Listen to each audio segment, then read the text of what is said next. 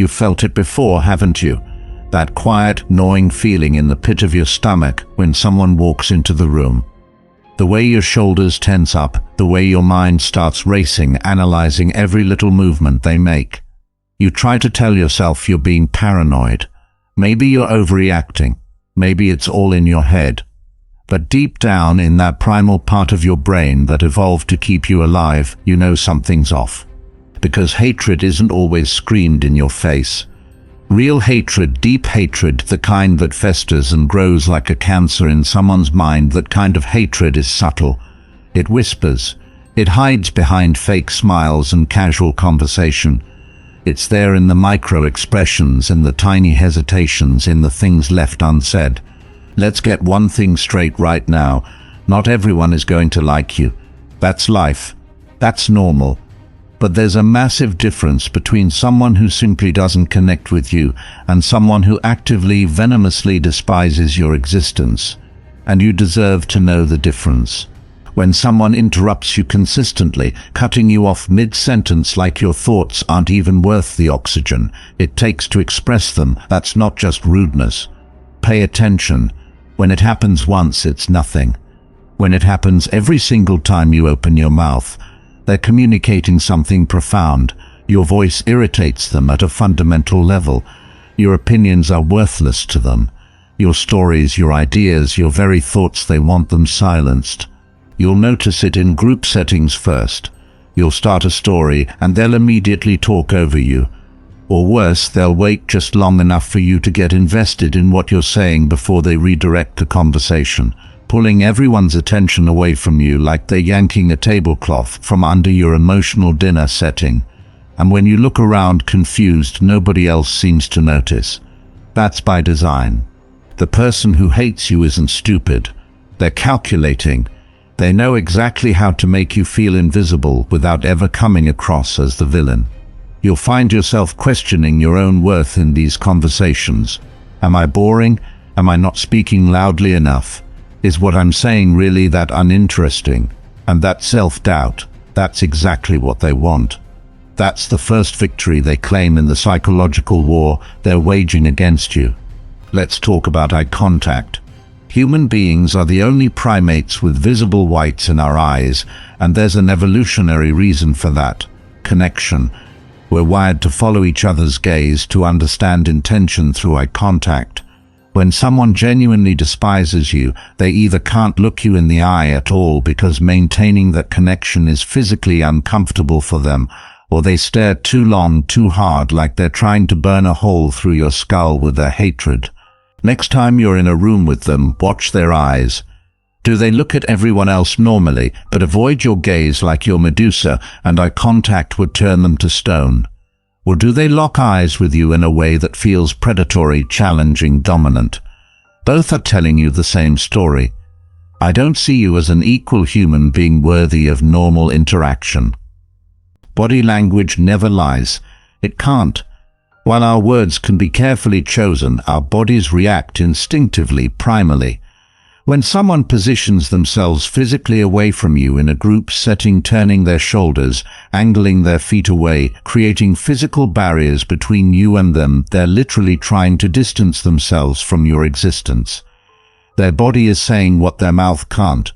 I want to be as far away from you as possible. Watch for the subtle recoil when you come near them. The almost imperceptible step back when you enter their personal space. The way they might physically withdraw their hand after an obligatory handshake with you, but let their touch linger with others. Their skin quite literally crawls at your contact. Their nervous system is rejecting you at a cellular level. The person who hates you will never celebrate your victories. Not really. They might go through the motions, a tight smile, a clipped congratulations, perhaps even a stiff performative hug if social norms demand it. But look in their eyes when you share good news. There's no light there, no warmth. What you'll find instead is something hollow, something forced, or worse, something darkly satisfied, like they're already calculating how and when you'll fail. They're waiting for your downfall with barely concealed anticipation. Your success physically pains them. Each step forward you take is a personal affront to their worldview. When you win, they lose. That's how they see it. It's a zero-sum game in their mind, and you're the opponent they never agreed to play against. And when you do stumble, when life knocks you down, as it does to all of us, eventually watch how they respond. There's a particular kind of comfort some people take in others' misfortune. The Germans call it Schadenfreude, pleasure derived from another person's misfortune. The person who hates you might not dance on your grave outright, but you'll catch that microsecond of satisfaction flashing across their face before they compose themselves into a mask of appropriate concern. Their sympathy, when you're down, will feel empty, performative, like an actor who's forgotten their lines but is still going through the motions. They might even offer help that isn't really help at all, advice designed to make your situation worse, assistance that comes with strings attached, support that actually undermines your recovery. They want to be present for your struggles, not to lift you up, but to witness your suffering firsthand. It feeds something in them. They'll forget things about you, important things, while somehow remembering the most minute details about everyone else. Watch them recall a co-worker's dog's birthday while forgetting about the promotion you mentioned 3 times. That's not coincidence. That's not poor memory. That's a calculated decision to communicate your insignificance without saying a word. Memory is selective.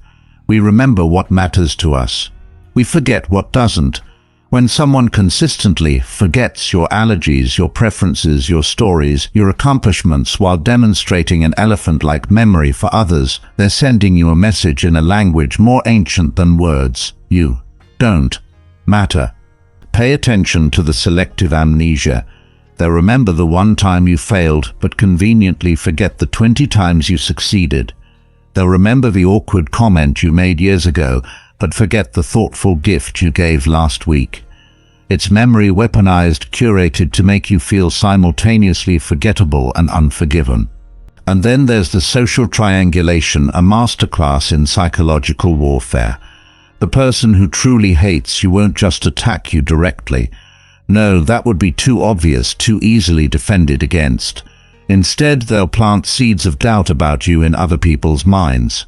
They become social poison, contaminating your relationships while keeping their hands clean.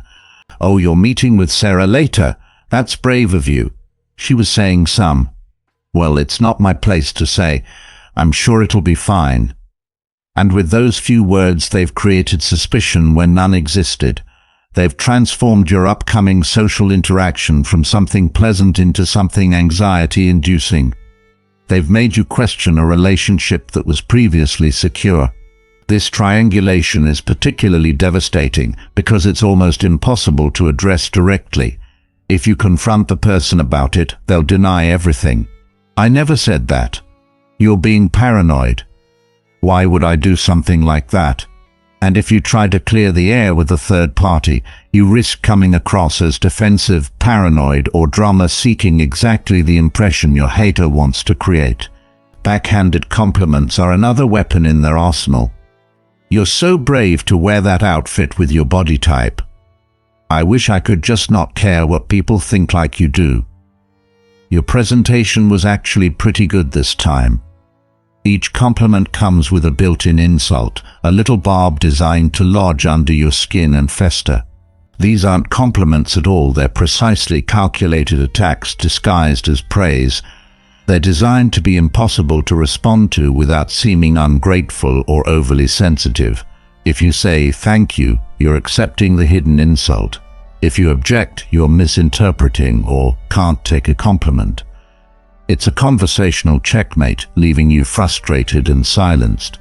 The person who hates you will try to isolate you socially, subtly cutting you off from your support network. They'll create reasons why your friends shouldn't include you.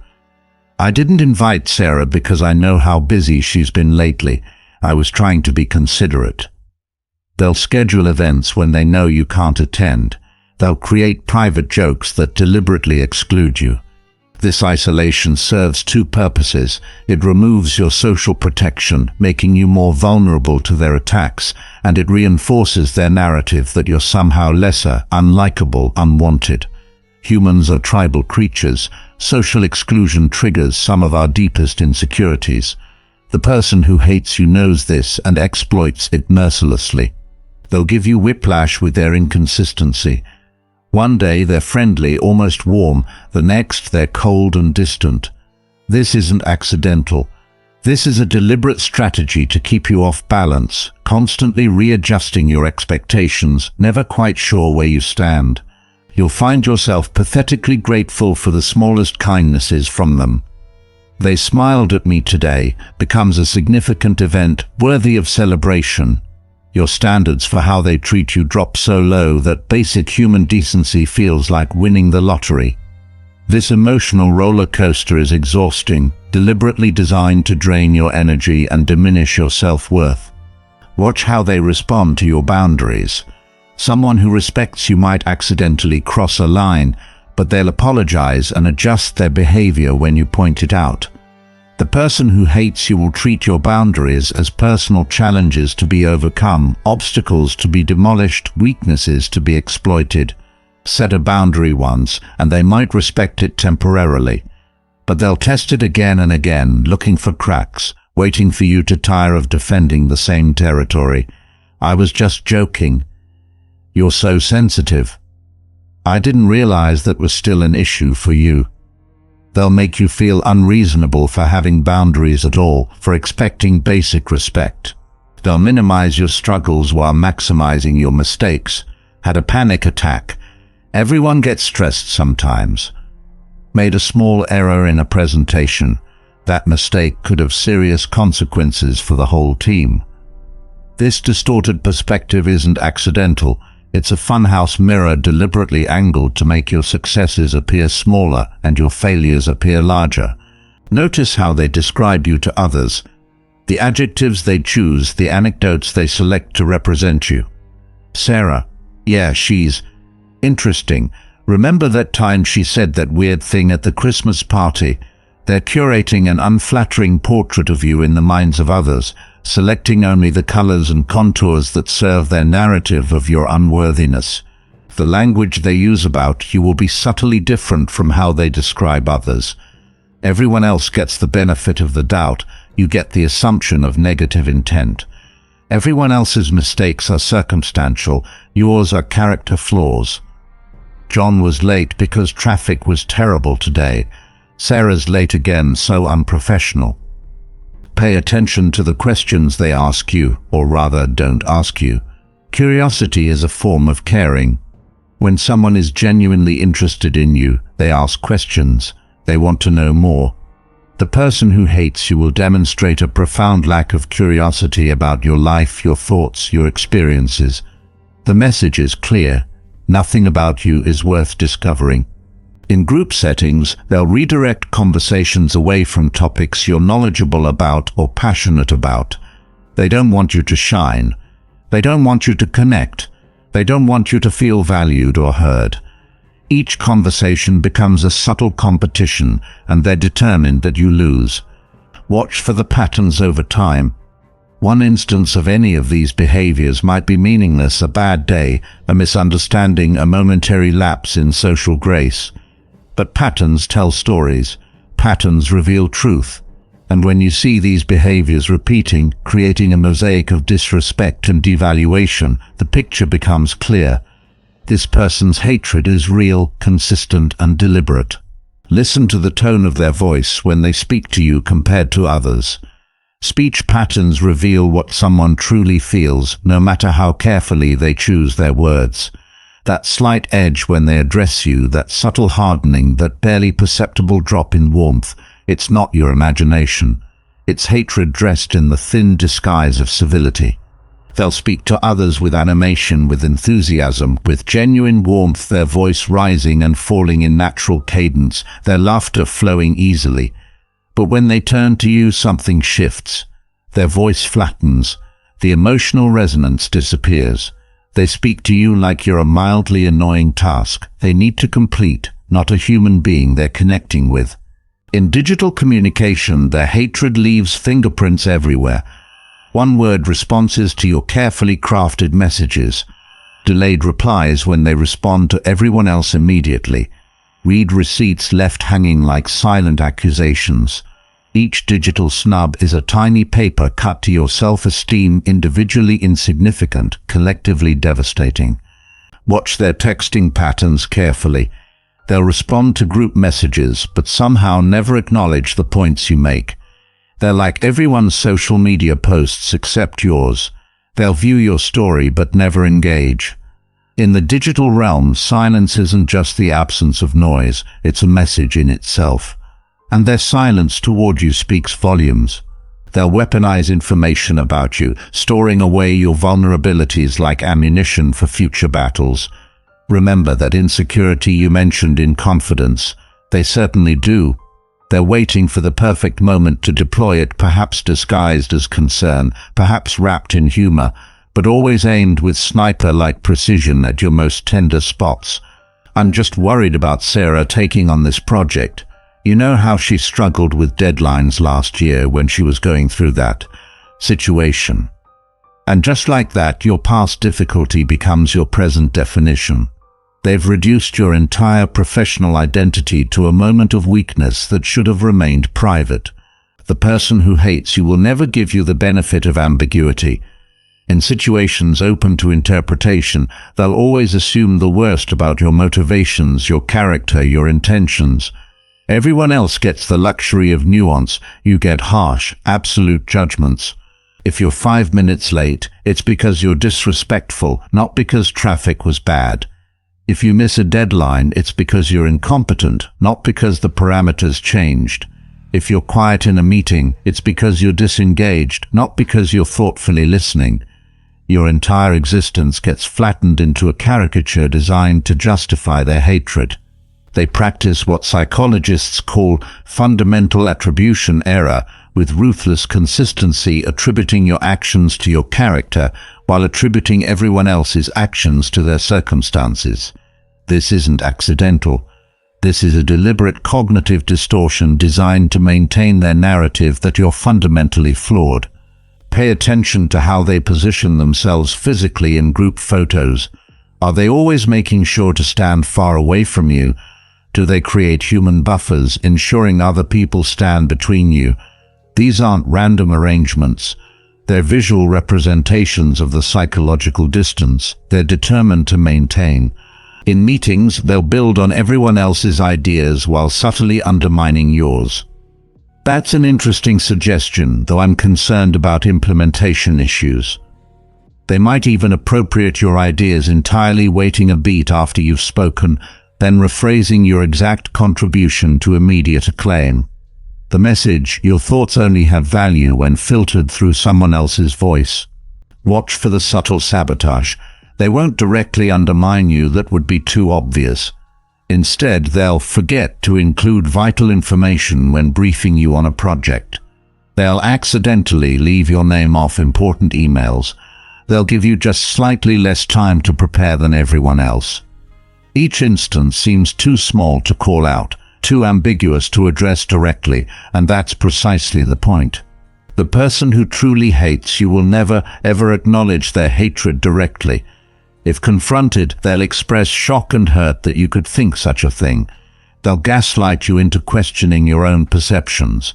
I think you're being oversensitive. You're imagining things. Maybe you're projecting your feelings about me. This denial serves a dual purpose. It makes you doubt your own reality, and it preserves their self-image as a reasonable, fair-minded person. Because here's the uncomfortable truth. Most people who hate don't see themselves as hateful. They've constructed an elaborate justification for their feelings. In their distorted narrative, you deserve their contempt. They'll invade your mental space, living rent-free in your head long after interactions with them have ended. You'll find yourself rehearsing conversations with them, planning defenses against anticipated attacks, ruminating over their latest subtle slight. This psychological occupation is incredibly draining and completely intentional. Every ounce of energy you spend thinking about them is energy diverted from your own growth, your own happiness, your own life. The hatred directed at you is rarely actually about you.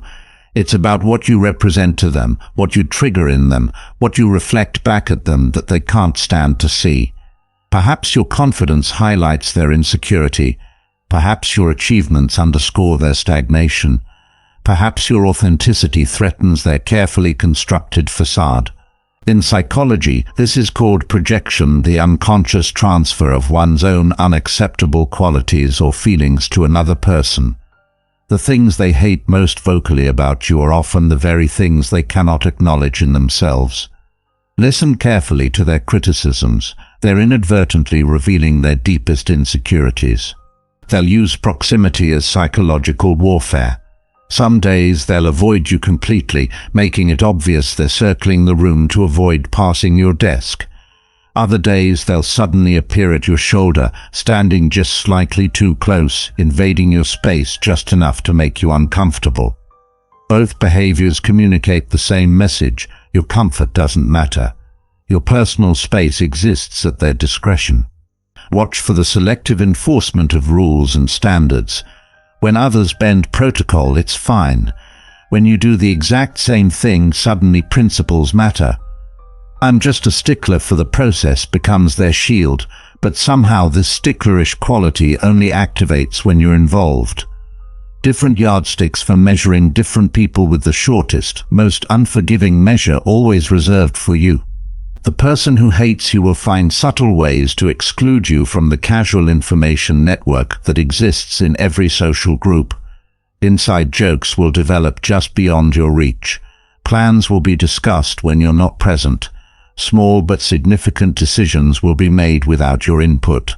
By the time you notice the pattern, you're already operating with an information deficit that affects your ability to fully participate.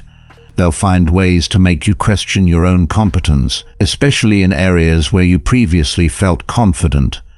This erosion of self-trust is particularly insidious because it follows you everywhere, contaminating areas of your life completely unrelated to this person. You'll find yourself hesitating where you once moved decisively, second-guessing where you once knew with certainty. "Are you sure about that approach?" they'll ask, with just enough genuine-sounding concern to make you doubt yourself. "I thought you said something completely different last week." Even when you know you're right, their persistent questioning plants seeds of uncertainty. This isn't healthy debate or constructive feedback. It's a calculated campaign to destabilize your relationship with your own mind. Ever notice how they use your name? There's a particular way people say your name when they despise you: a subtle emphasis, a slightly harder pronunciation, as if the very syllables taste bitter in their mouth. Your name becomes a weapon in their hands, a tool to establish dominance in the conversation.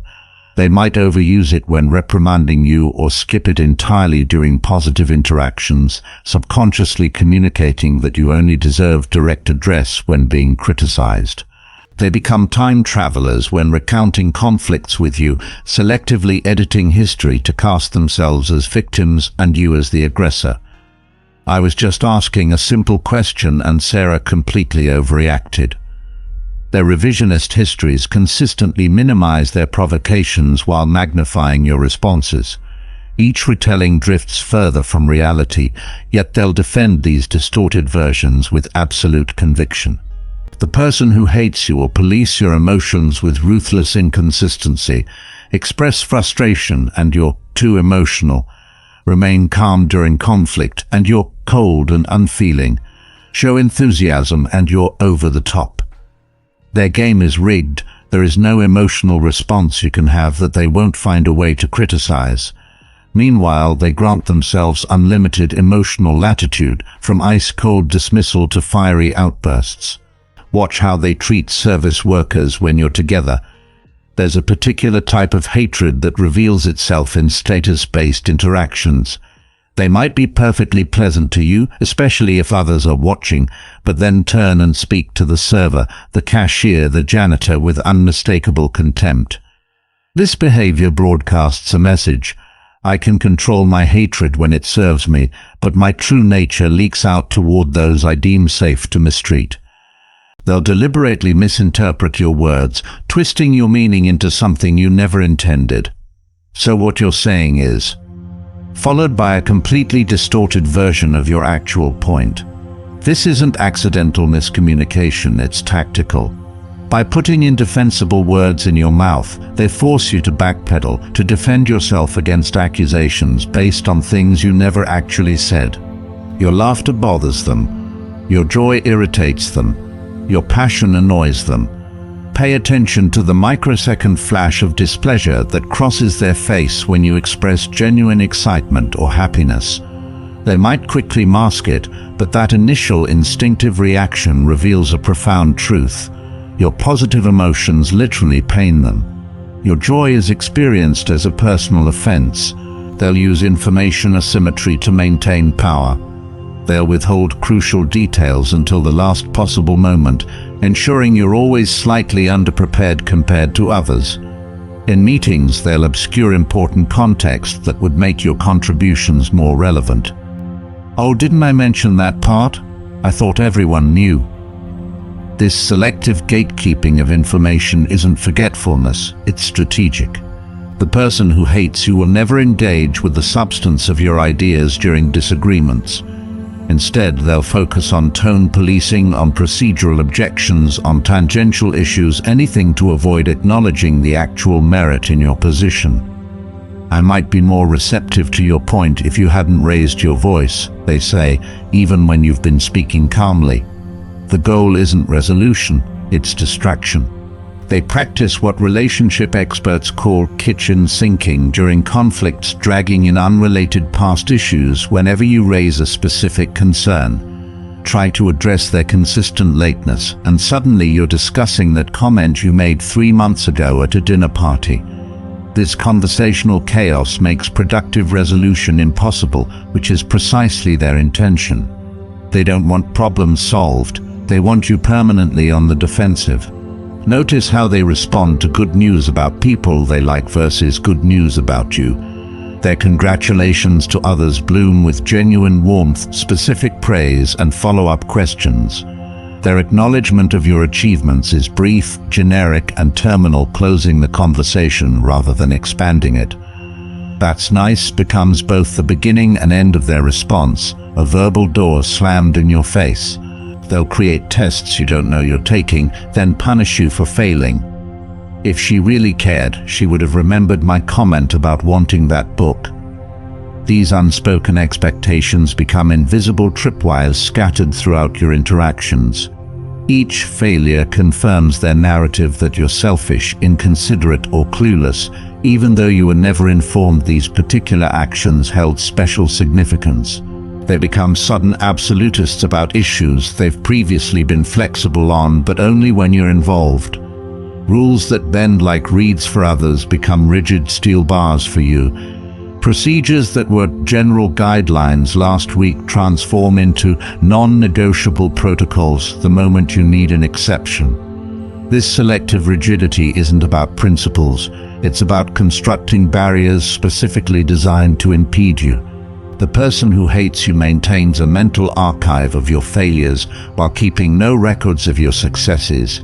During evaluations or conflict discussions, they'll produce detailed documentation of your mistakes from months or years prior, reciting them with prosecutor-like precision. Yet when you mention your achievements, they respond with vague acknowledgement or outright dismissal, as if those positives exist in a parallel universe they can't quite access. They deploy strategic interruptions during your most important moments. When you're presenting to a group, they'll interrupt with a quick question that derails your momentum. When you're sharing something personal, they'll interject with something tangential. When you're about to reach the crucial point in your argument, they'll cut you off to add context. These aren't conversational accidents, they're precisely timed conversational sabotage. They'll use proximity and positioning as power plays in group settings. If you're standing, they'll remain seated while speaking to you, forcing you to lean down. If you're the focus of a discussion, they'll position themselves just outside your natural line of sight, making you repeatedly turn to include them. These subtle physical dominance displays communicate a clear message. Even your physical comfort is subject to my control. Ever notice how they never, ever ask for your opinion unless they're forced to? When decisions are being made, your voice is the last one they want in the room. If they do ask, it's only to check a box or worse, to set you up. What do you think, Sarah? They'll say, just as the group is ready to move on, so your input is rushed, ignored, or dismissed. It's not about collaboration, it's about making sure you know your place. They'll roll their eyes when you talk. Maybe not every time, maybe just enough that you start to wonder if you imagined it. But you didn't. That little flicker of contempt, their smirk, the way their eyes glaze over when your mouth opens. It's a reflex, like they can't help themselves. That's how deep the disgust runs. When you make a mistake, they pounce. There's no grace, no understanding, no, we all mess up. Instead, there's a spotlight, a magnifying glass, and a running commentary. Well, if you just listen to the instructions, I guess some people just don't pay attention. They want everyone to see it. They want your embarrassment to be public. They want your shame to echo. But when you succeed, they're silent. Or worse, they find a way to minimize it. Well, anyone could have done that. She just got lucky. It's not that impressive. They can't let you have a win, not even for a second. Your victories are threats to their narrative, so they twist them, shrink them, or ignore them altogether. They'll mimic you, but not in a flattering way. They'll repeat your words back to you in a mocking tone, exaggerating your inflection, turning your quirks into punchlines. It's not playful, it's mean. It's designed to make you self-conscious, to make you second-guess the way you speak, the way you move, the way you exist. If you ever try to address the tension, they'll deny everything. I don't know what you're talking about. You're being dramatic. You're too sensitive. They'll gaslight you until you're not sure what's real anymore. You'll replay conversations in your head, searching for proof that you're not crazy. That's the goal. If you doubt your own perception, you're easier to control. They'll use sarcasm as a shield, coating their insults in humor, so if you react, you look uptight. Relax, it was just a joke. But it's never just a joke. It's a message. I can say whatever I want about you, and you can't touch me. It's a way to attack you with plausible deniability, to keep you on the defensive. They'll celebrate your absence. When you're not around, the mood lifts. People laugh more freely. Conversations flow. Plans are made.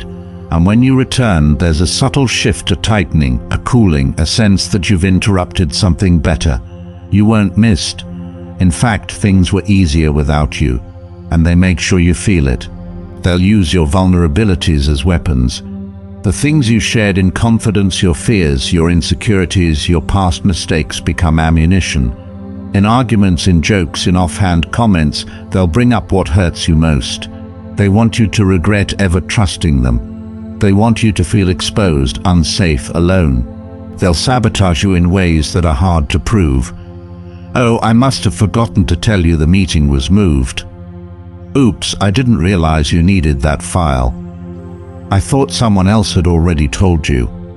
Each mistake is just plausible enough to escape blame, but the pattern is unmistakable. You're always the last to know, the least prepared, the one left scrambling. They'll copy your ideas and present them as their own. You'll hear your words, your concepts, your solutions coming out of their mouth in meetings, and everyone will applaud their brilliance. If you point it out, you're accused of being petty or jealous. The theft is invisible, but the impact is real. Your creativity becomes their currency. They'll never defend you when others criticize you. In fact, they might even pile on, adding their own complaints or laughing at your expense. Loyalty is a foreign concept to them when it comes to you. If anything, they relish the chance to see you isolated, unsupported, outnumbered. They'll withhold praise, affection, and basic kindness. You'll notice they're generous with compliments for others, but stingy with you. They'll hug everyone else, but give you a handshake. They'll remember everyone's birthday but yours. These omissions aren't accidents. They're reminders that you're on the outside, that you don't belong. They'll twist your words, repeating them out of context to make you look bad. Well, Sarah said she didn't care about the project. Maybe you said you didn't care about a minor detail, but that's not how they tell it. They want people to doubt you, to question your commitment, to see you as unreliable. They'll celebrate your failures, sometimes openly, sometimes with a barely concealed smile. When things go wrong for you, they're the first to hear about it, the first to spread the news, the first to offer support that feels more like gloating. Your pain is their entertainment. They'll create alliances against you, forming little cliques and whisper networks. You'll notice people pulling away, conversations stopping when you enter the room, inside jokes you're not a part of. They're building a coalition, making sure you're outnumbered, outgunned, alone. And through it all, they'll act innocent. They'll play the victim if you ever push back. I don't know why Sarah is so hostile to me. I've tried to be nice. She's always so negative. They rewrite the story, casting themselves as the reasonable one and you as the problem. This is what real hatred looks like. It's not loud, it's not obvious. It's 1,000 tiny cuts, each one carefully placed, each one designed to bleed you dry without leaving a mark. It's psychological warfare, and it's relentless. And if you're hearing this, if you recognize these patterns, know this: you're not imagining it. You're not overreacting. You're not alone. They'll invade your dreams. Not literally, of course, but the psychological terrorism they wage during your waking hours follows you into sleep.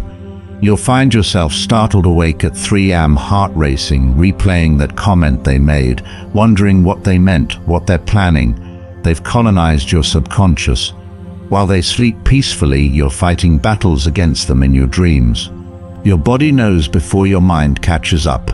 You'll feel it physically when they enter a room: the tightness in your chest, the subtle clench in your jaw, the way your shoulders inch toward your ears. Your nervous system recognizes the threat before your conscious mind acknowledges it. That's not paranoia. That's your most ancient survival mechanisms activating. Listen to them. The hatred changes you over time. You become smaller in their presence, more hesitant, more apologetic. You edit yourself constantly, trying to avoid giving them new material to use against you. Maybe if I'm perfect, they'll stop. But perfection isn't the goal, your submission is. They want you diminished, muted, contained. They'll weaponize your emotional responses. If you stay calm during their provocations, they'll escalate until you crack. Then they'll point to your reaction as proof that you're unstable. See how she gets. I was just asking a question. They need you to lose control so they can play the reasonable one, the victim of your overreaction. They'll use your strengths against you. Are you empathetic? They'll exploit that with endless tales of their victimhood. Are you analytical? They'll drown you in contradictory details until your logical mind short-circuits. Are you honest? They'll twist your directness into cruelty. The very qualities that make you who you are become vulnerabilities in their hands. They'll create coalition hatred, turning your neutral relationships hostile. Suddenly, people who used to be friendly are cold, distant, suspicious. What you don't see are the private conversations, the concerned warnings, the manufactured stories. I'm worried about Sarah. Has she ever been aggressive with you? No? Well, consider yourself lucky. Their criticism is never constructive. Real feedback aims to build, their comments aim to destroy. That presentation was a disaster versus, you might want to include more data next time. One is designed to improve the work, the other is designed to damage your confidence. They have no interest in your growth, only in your diminishment. They'll steal small things from you, not valuables, but items just significant enough that their absence unsettles you. The book you were halfway through, the special pen your mother gave you, the mug you always use. When you mention it, they're the first to help you look, knowing exactly where it isn't. The goal isn't possession, it's making you question your own memory, your own grip on reality. Their kindness is performance art, elaborate displays for others that never translate to genuine support. They'll buy extravagant group gifts while undermining you in private meetings. They'll organize office parties while excluding you from important emails. The public generosity is camouflage, designed to make your complaints about them seem petty or delusional. They'll assign you impossible tasks, setting you up to fail, then express disappointment in your performance. I thought you could handle this. Maybe I overestimated your capabilities. The trap is perfectly constructed. Refuse the task and confirm their narrative that you're not a team player. Accept it and drown under unreasonable expectations. Watch for the smile that doesn't reach their eyes. It's a particular expression, mouth curved, eyes dead, that emerges when they're forced to acknowledge your successes. It's the facial equivalent of a handshake with a limp fish, technically meeting the social requirement while communicating deep aversion. They make you self-conscious about things you never worried about before. You'll catch yourself wondering if your laugh is too loud, if your stories go on too long, if your clothes are wrong, if your voice is annoying. That's not coincidence. They plant these insecurities with surgical precision through sighs, glances, and cutting remarks disguised as helpful suggestions. They'll deploy the silent treatment strategically, refusing to acknowledge you in group settings, looking through you as if you're made of glass. This specific form of ostracism triggers the same brain regions as physical pain. It's not childish, it's calculated psychological violence, and neurologically speaking, it hurts exactly like a punch. Their timeline for responses to you is dramatically different than for others. Your urgent email sits unanswered for days while they reply to others within minutes. Your text messages linger in digital limbo while they're actively chatting with mutual friends. The message is clear: everyone else deserves promptness, you can wait indefinitely. They'll take credit for your work while blaming you for their failures. We've implemented Sarah's suggestion, and as I predicted, it's causing problems. The successes are orphans they adopt, the failures are abandoned on your doorstep. The distortion is so consistent that you start to doubt your own contributions, your own mistakes. They'll use your identity against you in subtle ways. If you're young, they'll dismiss your input as naive. If you're older, they'll imply you're out of touch. If you're a woman, they'll interpret confidence as aggression. If you're a minority, they'll attribute normal emotion to cultural stereotypes. They weaponize societal biases to undermine your credibility. They'll violate your boundaries, then act victimized when you reassert them. "I was just trying to help" becomes their defense when they insert themselves uninvited into your projects. "I thought we were friends" is their response when you ask them to stop commenting on your appearance. Your boundaries are characterized as attacks on their innocent intentions. They'll use your reactions against you. If you respond with anger to their provocations, they label you unstable. If you withdraw to protect yourself, they call you antisocial. If you attempt to address the issues directly, they accuse you of creating drama. The game is rigged. There is no right way to respond that they won't weaponize. You'll catch them watching you when they think you're not looking, studying you with cold calculation rather than normal curiosity. It's not the glance of interest or attraction. It's the stare of a predator assessing a target, analyzing weaknesses, planning the next attack. Trust that chill that runs down your spine when you feel their eyes on you. They speak about you in the third person even when you're present. "Sarah thinks we should change the schedule."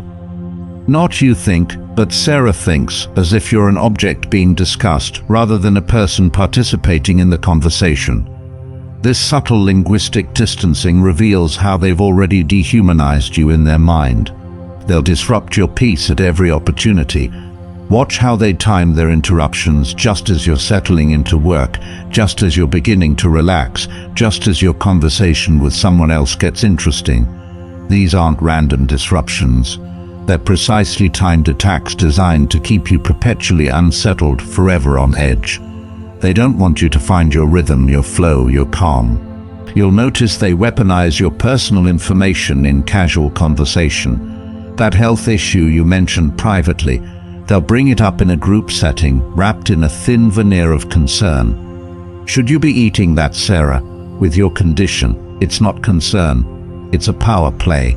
They're letting you know that nothing you share is sacred, that your vulnerabilities are their ammunition. Their compliments feel like threats. There's something in the delivery, a particular emphasis, an odd timing, a strange specificity that leaves you feeling worse, not better. That color actually looks good on you. You're smarter than you seem. Your presentation wasn't nearly as bad as last time. Each positive comment carries a hidden barb, a reminder of your inadequacy in their eyes.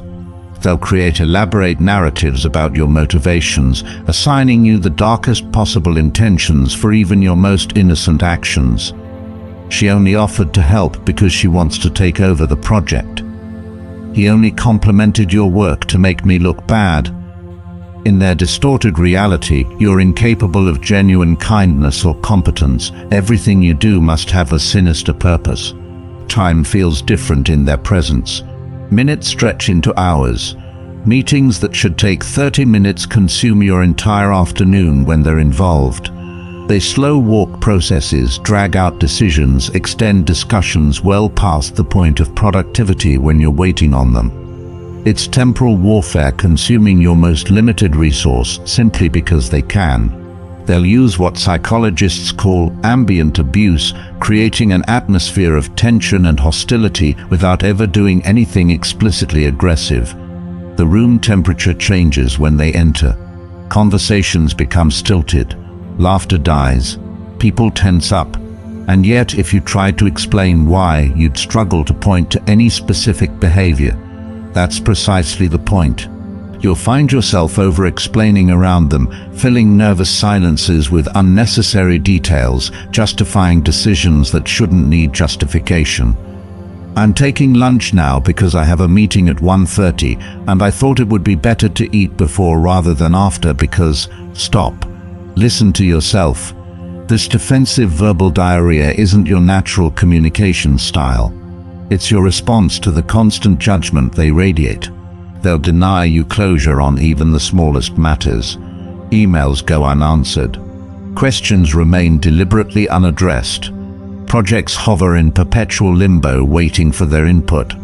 This isn't forgetfulness or poor organization. It's a power tactic designed to keep you in a state of unresolved tension, forever waiting for resolutions that never come. Watch how they position themselves as the gatekeeper to resources or information you need. You'll need to go through me first. I'll have to approve that before you proceed. I can ask them for you. They insert themselves as unnecessary middlemen, creating bottlenecks where none need exist, ensuring that your success depends on their cooperation, which comes slowly, if at all. They'll use selective enforcement of rules as psychological warfare. The office policy about break times is suddenly strictly enforced when it's your break. The dress code that everyone treats as a loose guideline becomes ironclad law when you're the one in violation. These aren't coincidences. They're using systems and structures as weapons, knowing direct confrontation would expose their malice. You'll notice they create chaos before important events in your life. Somehow, a crisis always erupts right before your big presentation. An urgent issue mysteriously appears just as you're preparing for your interview. A problem that could have been addressed days ago suddenly becomes an emergency the night before your vacation. They sabotage your moments of potential success or peace with manufactured urgency. They'll isolate you by subtly poisoning your relationships with potential allies. Oh, you're working with Michael? Just be careful. I've heard things. They plant seeds of doubt, creating an invisible barrier between you and others without ever making a direct accusation. By the time you realize what they've done, vital connections have already been contaminated with suspicion. Their inconsistency becomes its own form of torment. One day they're almost friendly, creating a momentary hope that things have changed. The next they're colder than ever, leaving you emotionally whiplashed, confused, questioning your own perception. This roller coaster isn't accidental. It's carefully designed to keep you perpetually off balance and depleted. They'll minimize your legitimate concerns while catastrophizing your minor errors. Your documented pattern of their sabotage is dismissed as a few misunderstandings, while your single typo in an email becomes evidence of your carelessness and unprofessionalism. This distorted proportionality makes you question your own judgment about what matters and what doesn't. Watch how they use your words as weapons, storing away phrases to be used against you later, often out of context. But you said you were comfortable with ambiguity, becomes their defense when they deliberately withhold crucial information. You told me you wanted more responsibility, justifies the impossible workload they've dumped on you. Your own language becomes a trap they've set. They'll create tests you don't know you're taking, then judge you for failing. Did you notice they hinted obliquely at needing help with something? No? Well, your selfishness has been duly noted. Did you pick up on their subtle cue that they wanted to lead the project? No. Your lack of awareness is further evidence of your inadequacy. You cannot win games whose rules are never explained. You'll find yourself adopting strange, unnatural behaviors to avoid triggering their disapproval. Taking the stairs instead of sharing an elevator with them. Eating lunch at odd hours to avoid the break room when they're present. Changing your natural walking path through the office to minimize encounters. These adaptations happen so gradually you barely notice them until one day you realize how much of your life is organized around their avoidance. They'll create false dichotomies that force you into no-win situations. Either you finish this impossible task by tomorrow, or you clearly don't care about the team. Either you agree with my approach entirely, or you're against the entire project. These artificial ether scenarios eliminate all reasonable middle ground, painting you into corners where every available choice makes you look bad. They'll constantly move the goalposts, ensuring you can never quite meet their standards no matter how hard you try. The report that needed to be more detailed last time is now too verbose. The presentation that was too data-heavy before is now lacking sufficient evidence. This isn't constructive feedback aimed at improvement. It's a deliberate strategy to keep you permanently inadequate in their narrative. You'll notice their language about you subtly dehumanizes over time. Your ideas aren't just disagreed with, they're toxic. Your emotions aren't just inappropriate, they're infecting the team. Your influence isn't just unwanted, it needs to be contained. This shift from human disagreement to pathological metaphors isn't accidental, it's how they justify their treatment of you to themselves and others. They'll use your passion against you. The projects you care about most are precisely the ones they'll interfere with, delay, or criticize most harshly. The ideas you present with the most enthusiasm receive their coldest reception. They intuitively target what matters to you because damaging what you value creates the deepest wounds. Watch how they create unnecessary competition in collaborative environments. I noticed Michael finished his section already, carries the unspoken accusation that you're falling behind. The other team found a much more efficient approach, implies your method is inferior. They transform every workplace into Hunger Games-style arena where colleagues become competitors and success becomes a zero-sum game. They'll give you just enough hope to keep you engaged, but never enough support to let you succeed. Your proposal has potential is followed by zero practical assistance. I can see you improving never translates to actual opportunities for advancement. This strategic dangling of carrots keeps you running on their hamster wheel while ensuring you never reach the reward. Their cruelty comes in whispers, in asides, in moments no one else witnesses. They save their most cutting remarks for when you're alone together in elevators, in hallways, in moments between meetings. That was embarrassing back there. No one was convinced by that explanation. When you try to address these comments later, they're masters of denial. I never said that. Why would you make that up? You'll find yourself preparing excessively for even minor interactions with them, rehearsing what you'll say, anticipating their objections, gathering unnecessary documentation to defend against potential criticism.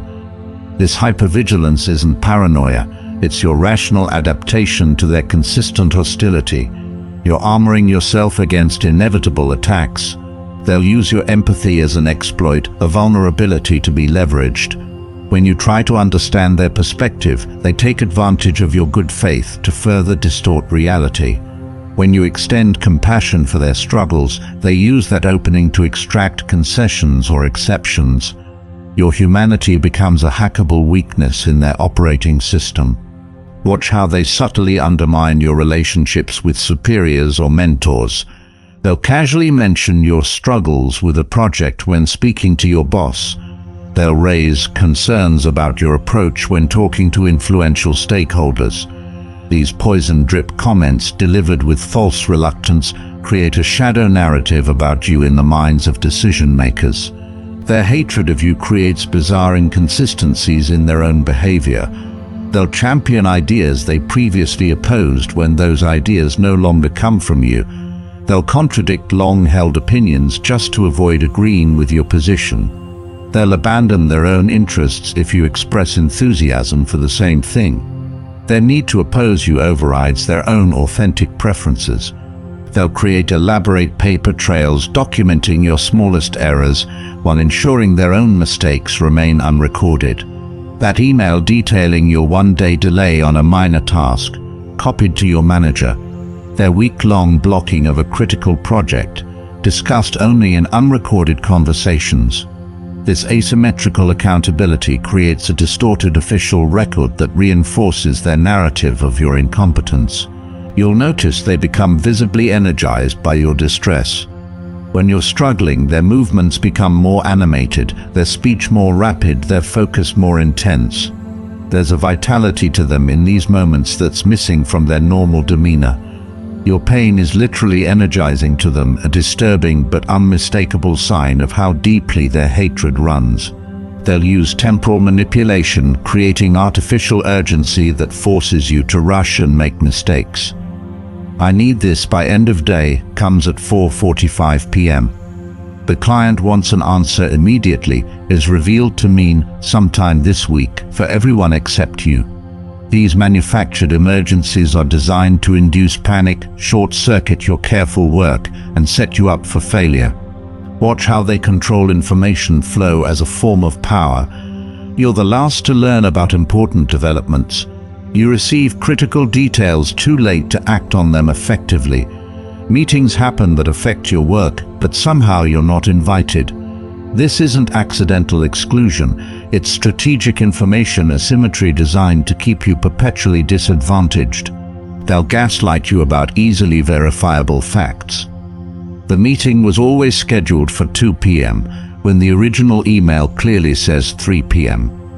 That wasn't the agreement we discussed, when you have notes documenting exactly what was agreed upon. This isn't just lying.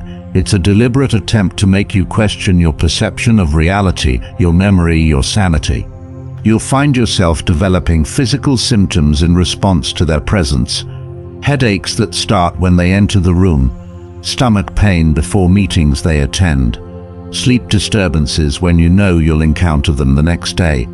Your body is keeping score of the stress they cause, manifesting their psychological attacks as physical ailments. The person who hates you creates concentric circles of alienation around you. First, they turn close allies against you. Then, neutral colleagues become cold. Finally, even casual acquaintances start avoiding you. This progressive isolation isn't happening naturally.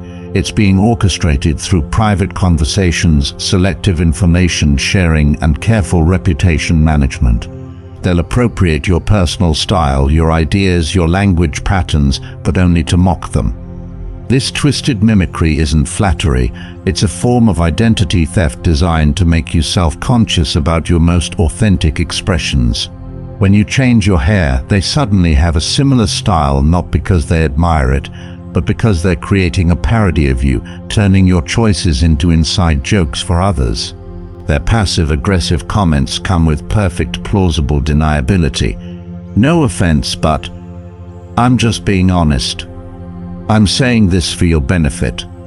These verbal shields allow them to deliver devastating criticism while positioning themselves as helpful truth-tellers rather than what they actually are, architects of your destruction.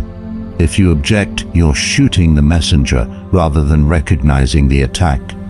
Watch for the subtle territorial markers they place to make spaces psychologically uncomfortable for you. The break room suddenly has their photos prominently displayed. The conference table somehow always has their materials spread across your usual seat. The shared office playlist mysteriously contains songs they know you hate. These aren't coincidences, they're deliberate contamination of neutral territories. They'll use selective memory as psychological warfare, forgetting information that would benefit you while maintaining perfect recall of anything that could be used against you. That deadline extension the manager granted. Somehow they never got that email.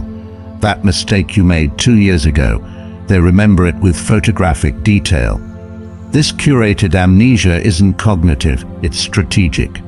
You'll notice they deploy different versions of themselves depending on who else is present. With you alone, they're cold and critical. When your boss joins, they transform into supportive colleagues. In group settings, they become neutral observers. This chameleon-like adaptation isn't flexibility. It's calculated impression management designed to ensure their narrative about you prevails while their hostility remains invisible to others. They'll create friendly fire situations where others deliver their attacks for them. I'm not saying this, but some people have concerns about your approach. There's been talk about your commitment to the project. They launder their criticism through unnamed others, keeping their hands clean while ensuring their message still wounds you. When confronted, they position themselves as reluctant messengers rather than the actual sources. Watch how they selectively apply standards, using different measuring sticks for you versus others. The brief email that's unprofessional when you send it is efficiently concise when it comes from someone else. The direct feedback that's aggressive from you is refreshingly straightforward from another colleague. These double standards aren't inconsistencies, they're tactical applications of bias specifically designed to disadvantage you. They'll pathologize your normal human emotions. Your reasonable frustration becomes concerning anger issues. Your occasional need for solitude indicates inability to function on a team. Your appropriate boundaries reflect difficulty connecting with others.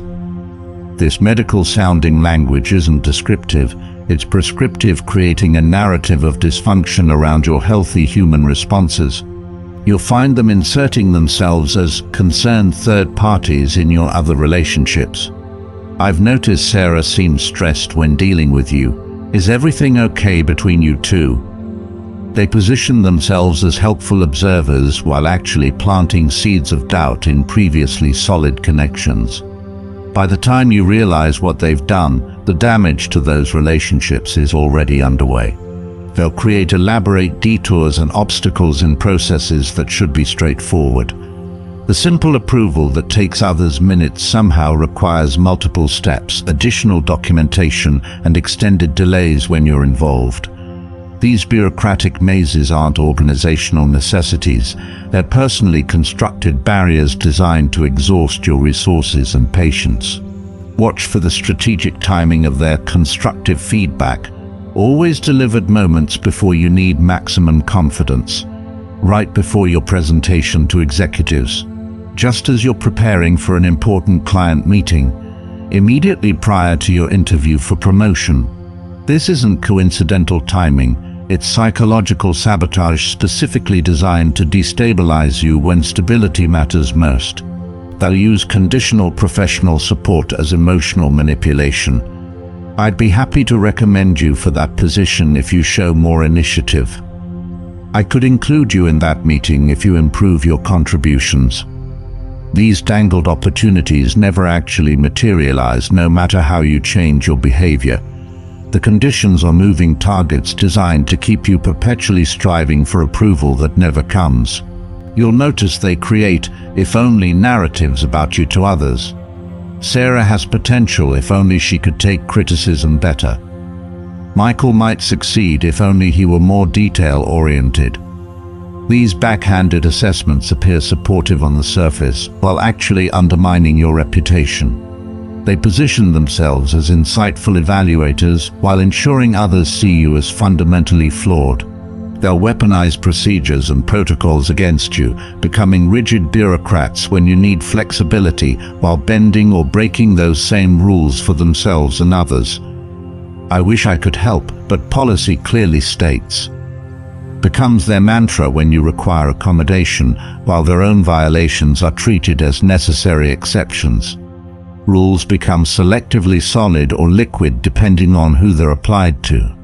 Watch how they create documentation asymmetry, insisting everything be in writing when you make requests or assertions, while keeping their own most damaging comments verbal and unrecorded. "Could you put that in an email?" they ask when you mention an important deadline, but their undermining remarks about your work are delivered in hallways, in closed-door meetings, in phone calls that leave no trace. They'll use your consistency against you, framing your reliable patterns as rigid limitations. Sarah always uses the same approach isn't an observation of dependability, it's an accusation of one-dimensionality. Your stability becomes resistance to change, your thoroughness becomes inability to adapt, your principles become inflexibility. The very traits that define your professional identity are recast as liabilities. They'll watch you from the periphery of rooms, studying your interactions like a scientist observing a lab specimen. You'll catch them staring, not with curiosity or interest, but with clinical detachment. They're gathering data, collecting your mannerisms, your verbal tics, your insecurities, not to understand you better, but to exploit weaknesses more effectively. That uncomfortable prickling sensation on the back of your neck when they're nearby. It's your survival instinct recognizing the predator in the room. You'll notice they become storytellers with you as the unwitting villain. Remember when Sarah insisted on that approach that cost us the client? The incident never happened that way, but they rewrite history so convincingly that even you begin questioning your memory. These fabricated narratives spread through your social or professional circles until their fiction becomes everyone else's fact. By the time you recognize the pattern, the damage to your reputation is already done. They'll use social media as a psychological weapon, deploying likes and comments with tactical precision. They engage enthusiastically with posts from mutual friends while conspicuously ignoring yours too. Or worse, they'll interact with your content only when it provides an opportunity to undermine you. Congrats on the new job. Hope this one works out better than the last. Their digital footprint around you isn't random. It's a carefully orchestrated campaign of social microaggressions. Watch how they talk about you in group chats or emails when they think you won't see. The tone shifts, the language changes, the respect vanishes.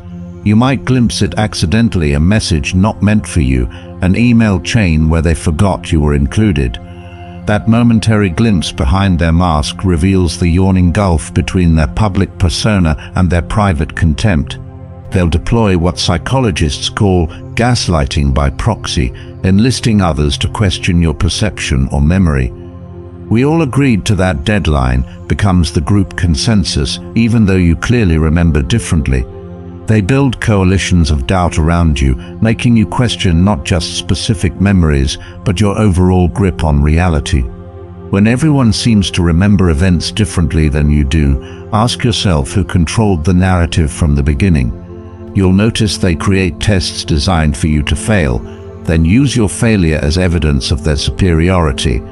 The assistance they offer is deliberately inadequate. The information they provide is subtly incomplete. The deadlines they communicate are secretly accelerated. When you inevitably stumble, they're there with a performative sigh and a "let me handle this," cementing their role as the competent savior and your role as the perpetual disappointment. They'll manufacture emergencies that require your immediate attention, disrupting your most important personal moments. Your sister's wedding, your child's recital, your anniversary dinner, somehow these are precisely when the urgent issue that only you can handle mysteriously appears. These aren't coincidences. They're calculated attempts to force impossible choices that damage your most meaningful relationships. Watch for the "just joking" defense that follows their cruelest comments. "You're so sensitive, I was kidding." Their humor always has teeth, always draws blood. The jokes consistently target your insecurities, your mistakes, your vulnerabilities, never your strengths. And somehow you're always the punchline, never a fellow participant in the laughter. This isn't banter, it's mockery disguised as humor. They'll create elaborate personal mythologies where they're perpetually victimized by circumstances, by systems, by other people, and increasingly by you. In these narratives, their failures result from external forces, while your successes come from unfair advantages or cutting corners. This victim identity serves two purposes. It exempts them from responsibility while positioning you as their natural opponent. You'll notice they deploy selective vulnerability as a manipulation tactic. They share just enough personal struggles to create the illusion of intimacy, to make you feel guilty about maintaining boundaries. After all I've been through, how could you deny me this? This strategic exposure isn't connection, it's emotional blackmail designed to disarm your defenses. They'll reframe your reasonable reactions as character flaws. Your justified anger becomes anger management issues. Your appropriate boundaries become selfishness. Your legitimate concerns become paranoia. This pathologizing of normal human responses serves to discredit you while positioning them as rational observers rather than active participants in the conflict they're creating. Watch how they subtly isolate you by redefining group norms with you as the outsider. Inside jokes evolve in your absence. New traditions establish themselves while you're excluded. Reference points shift until conversations require context you don't have. This social erosion isn't accidental. It's a deliberate campaign to reposition you from essential member to tolerated outsider. They'll create loyalty tests, forcing mutual friends to choose sides in conflicts they've manufactured. If you're really my friend, you won't invite Sarah to your party. These artificial binary choices fracture your support network into us and them, with you increasingly positioned on the outside. Each person who chooses their side becomes another voice in the chorus, validating their version of reality. You'll notice they become experts in selective incompetence, suddenly unable to perform basic tasks when those tasks would benefit you. I don't know how to forward that email. I can't figure out how to share that document. I'm not sure how to include you on that invitation. This strategic helplessness isn't cognitive limitation, it's passive aggression disguised as ineptitude. The same person who can masterfully navigate complex systems mysteriously loses all technical ability when your needs are involved. They'll create no-win scenarios where every available option makes you look bad. Speak up in the meeting. You're aggressive and dominating. Stay quiet. You're disengaged and uncommitted. Arrive early. You're obviously trying too hard. Arrive exactly on time. You lack dedication. This isn't your paranoia. It's their carefully constructed maze where every path leads to the same dead end, their negative judgment of you. Watch how they pollute your reputation through strategic questions rather than direct statements. Do you think Sarah's ready for that level of responsibility? Plants the same doubt as Sarah can't handle responsibility, but without the accountability. These rhetorical poison darts allow them to damage your standing while maintaining plausible deniability. After all, they were just asking questions, not making accusations. They'll use your achievements as weapons against you, transforming successes into new vulnerabilities. Since you did so well with that project, you obviously won't mind taking on these 3 additional tasks. Your demonstrated competence becomes the justification for impossible workloads, expanded expectations, and moving targets. Excellence isn't rewarded, it's punished with exploitation. You'll find them engaging in preemptive reputation defense, subtly undermining your credibility before you have a chance to challenge theirs. Sarah tends to take things personally, so if she seems upset about my feedback, that's why. This advanced framing ensures anything you say is interpreted through their carefully constructed lens, neutralizing legitimate grievances before you even express them. They'll create elaborate justifications for excluding you from career-advancing opportunities. I didn't recommend you for that conference because I know how much you value work-life balance. I thought you wouldn't want that high-visibility project given your preference for independent work. These false considerations mask their actual intent, to limit your growth while appearing to respect your preferences. Watch for the selective amplification of your words. The minor criticism you expressed in private becomes the only thing they quote from your comprehensive feedback. The small reservation you mentioned about an otherwise positive plan becomes, in their retelling, your complete rejection of the idea. They distort your communication by magnifying what serves their narrative and erasing everything else. They'll deploy the appearance of transparency as its own form of deception. "I'm just being honest" prefaces their most devastating critiques. "I believe in direct communication" justifies their cruelty. This performance of forthright communication isn't actually about truth. It's about creating an unassailable position from which to launch attacks. If you object to their honesty, you become the one who can't handle the truth. You'll notice they violate unspoken reciprocity rules in subtle ways that accumulate over time. You proofread their documents, they're too busy to review yours. You adjust your schedule to accommodate their needs, they make no similar adjustments for you. You remember their preferences, they consistently ignore yours. Each individual imbalance seems too minor to address, but collectively they create a relationship that takes from you while giving nothing back. They'll construct elaborate alternate timelines where their failures were actually strategic choices and your successes were lucky accidents. "I could have finished that project earlier, but I deliberately took my time to ensure quality." Sarah completed her work quickly, but at what cost to thoroughness? These retroactive narratives aren't mistakes of memory, they're calculated revisions designed to preserve their self-image while diminishing your achievements. Watch how they perform allyship publicly while undermining you privately.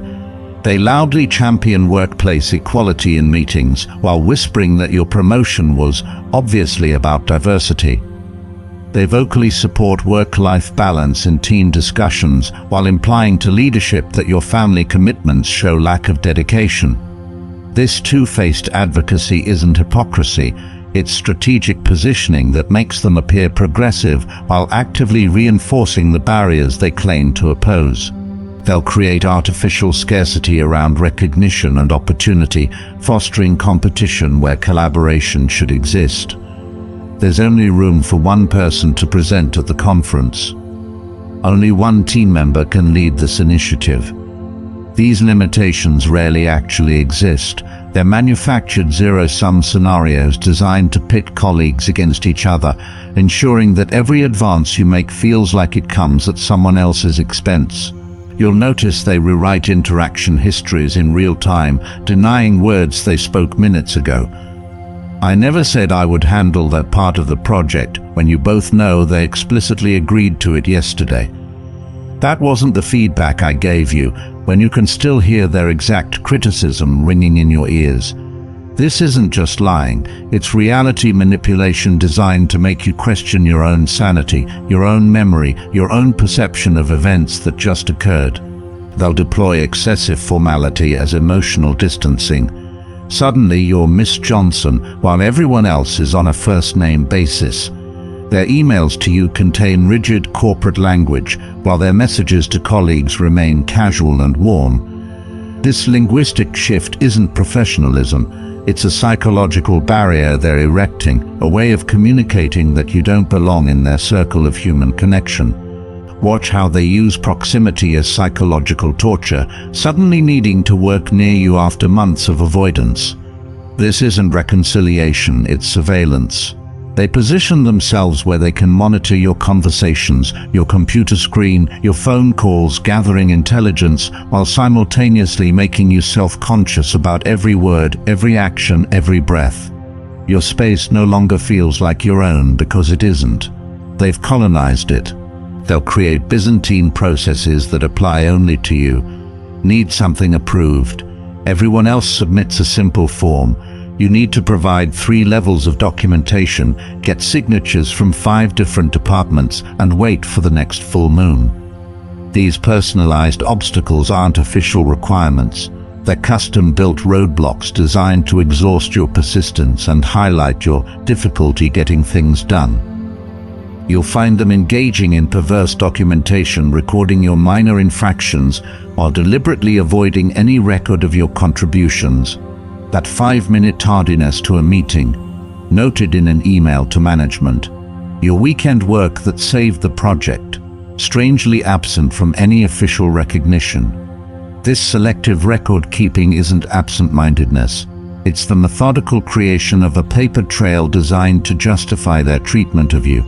They'll use your desire for resolution against you, dangling possibilities of reconciliation that never materialize.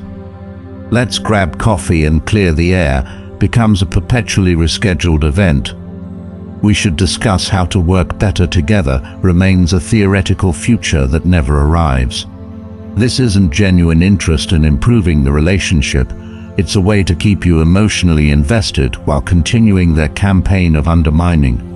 Watch for the weaponized concern, the public performance of care that masks their true intentions. "I'm worried about Sarah taking on so much. It doesn't seem healthy" sounds like consideration, but actually undermines your capabilities. "I'm concerned Michael might be struggling with the technical aspects" appears supportive, while planting seeds of doubt about your competence. This isn't concern, it's character assassination wearing a compassionate mask. They'll create elaborately false histories of support that never existed. "After all I've done for you" becomes their refrain, though you struggle to identify any actual assistance they've provided. "I've always had your back" becomes their claim despite clear evidence of their undermining. This fictional scorecard serves 2 purposes. It casts you as ungrateful while positioning them as your unappreciated benefactor. You'll notice they selectively enforce the most obscure rules and policies. When doing so disadvantages you. That dress code guideline from the 2016 employee handbook that everyone ignores. Suddenly it's critically important when you're the one in violation. That procedural technicality that hasn't been relevant for years. It becomes essential protocol when you're trying to get something accomplished. This isn't commitment to order, it's the weaponization of bureaucracy. They'll reframe your accomplishments as liabilities with breathtaking audacity. "Your project came in under budget, but that makes me wonder if we allocated too many resources initially." "You completed the work ahead of schedule, but that raises concerns about thoroughness." In their distorted narrative, even your successes become evidence of your failings. Excellence itself becomes something to apologize for. Watch how they selectively interpret your tone and demeanor through the most negative possible lens. Your confidence becomes arrogance. Your assertiveness becomes aggression. Your focus becomes unfriendliness. Your thorough questions become challenges to authority. This isn't misunderstanding, it's calculated misrepresentation designed to transform your professional strengths into social liabilities. They'll create impossible performance standards that apply exclusively to you. Your reports need to be more detailed yet also more concise. Your communication should be more frequent, but also less time-consuming. You should take more initiative while also following directions more carefully. These contradictory expectations aren't guidance. They're traps designed to ensure you always fall short in some dimension. You'll find yourself becoming someone you don't recognize in their presence, second-guessing decisions you'd normally make confidently, apologizing for things that don't warrant apology, shrinking yourself to avoid their criticism. This transformation isn't your weakness. It's the inevitable result of sustained psychological warfare. Even the strongest person becomes tentative when every action is met with calculated undermining. They'll isolate you from information flows that everyone else seems plugged into. Somehow you're the last to know about schedule changes, policy updates, or important developments. "Didn't anyone tell you?" becomes a recurring question that highlights your exclusion while pretending concern. This information quarantine isn't accidental.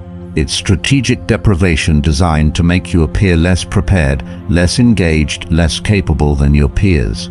Watch for their selective memory that functions with perfect precision, archiving your every mistake, while developing convenient amnesia around their own errors and your contributions.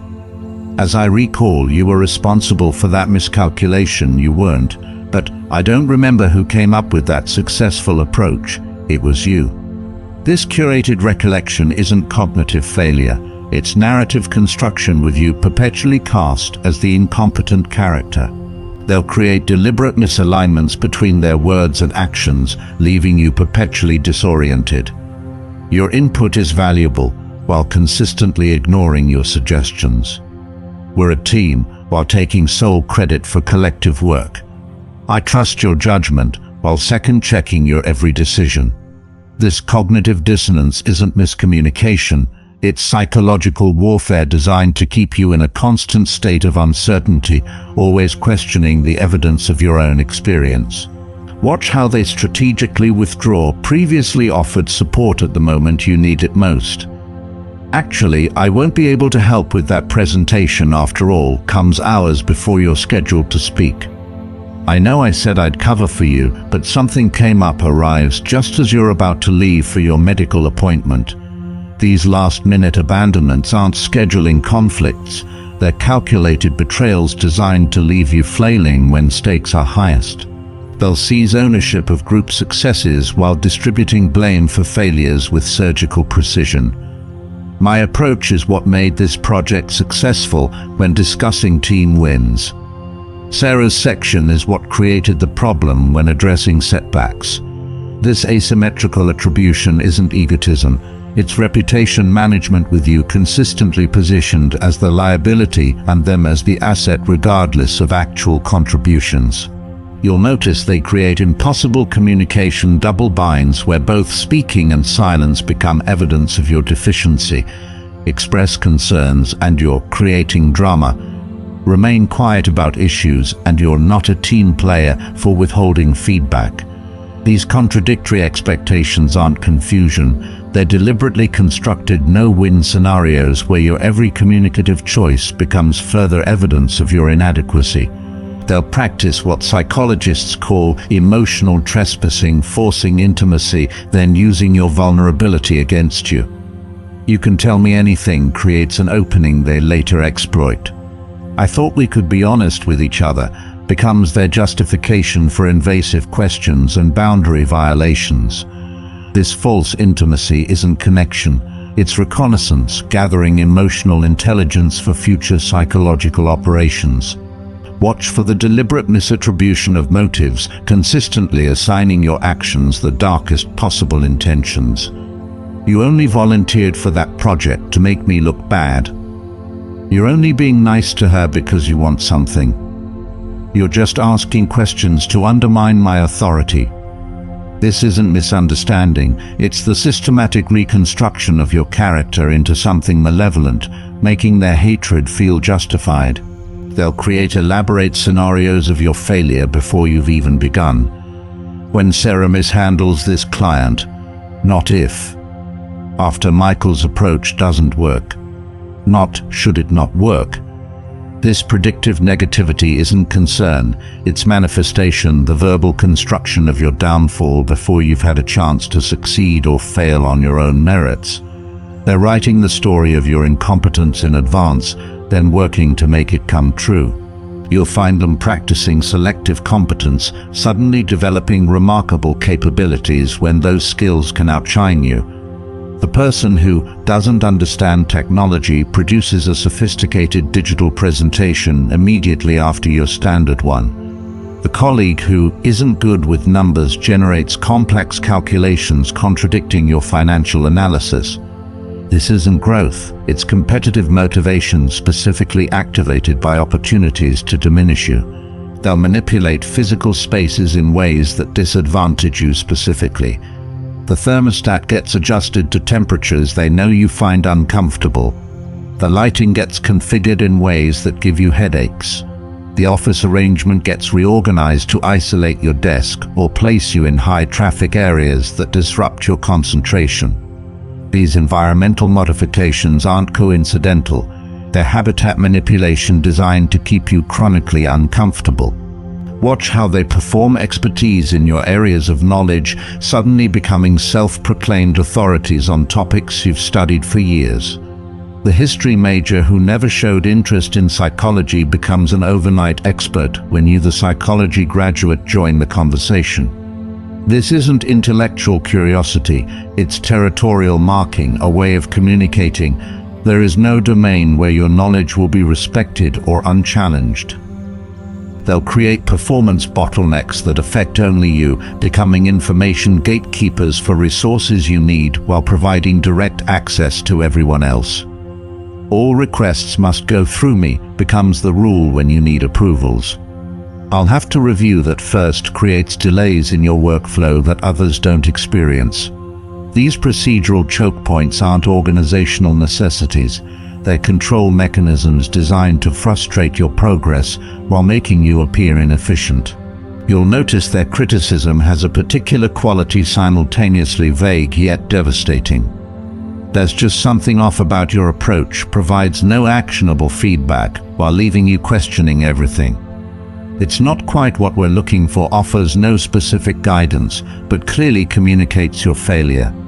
This strategic ambiguity isn't constructive. It's designed to maximize your self-doubt while minimizing their accountability for specific criticism. They'll create expectation whiplash, alternating between demanding hypervigilance and condemning your caution. "You should have checked with me first," becomes their response to your initiative.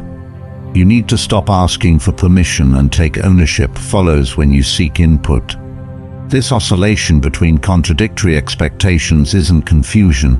It's a deliberate strategy to ensure you're always wrong regardless of your approach. Watch for the perverse satisfaction they display when predicting your struggles. "I told you she wouldn't be able to handle it" carries a note of pleasure, not concern.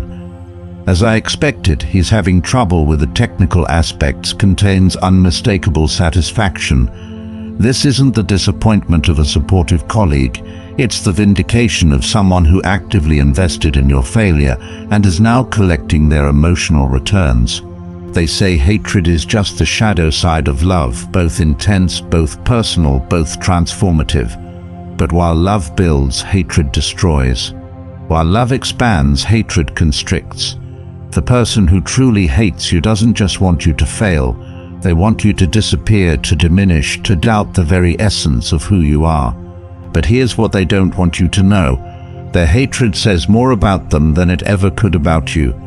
The elaborate mechanisms they deploy, the gaslighting, the isolation tactics, the reputation sabotage, these aren't rational responses to your failings. They're projections of their own internal darkness, their own insecurities, their own unprocessed pain. Recognition is the first step toward freedom. When you can name the tactics, when you can see the patterns, when you can identify the manipulation for what it is, you begin to break its power over you. The fog lifts. Your confidence returns. You reclaim the narrative of your own life. Their hatred may never disappear, but your response to it can transform. And in that transformation lies your ultimate victory, not in changing them, but in refusing to let them change you. You were never the problem. Remember that when you close your eyes tonight.